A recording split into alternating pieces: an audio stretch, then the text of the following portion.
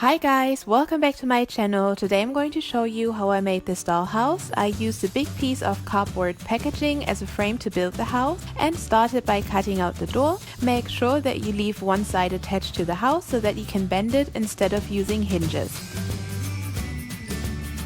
Now arrange the cardboard in an upright position and use hot glue to secure everything.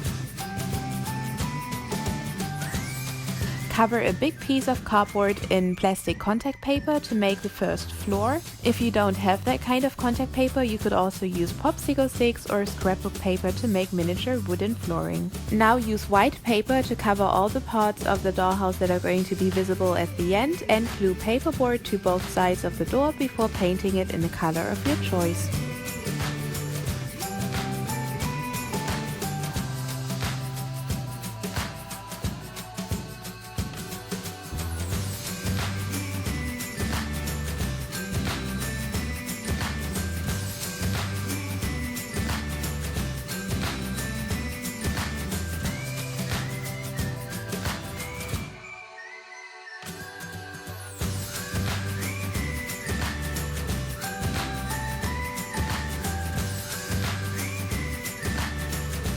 Stack several layers of cardboard to make it thicker and more durable. Cover it in white paper, glue a nice picture on top and use foam board strips to make a window frame.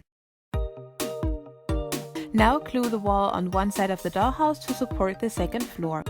Repeat on the other side, and instead of making another window, I chose to use this scrapbook paper with a brick wall print. And now use cardboard, popsicle sticks and foam board to make a staircase and a built-in wardrobe.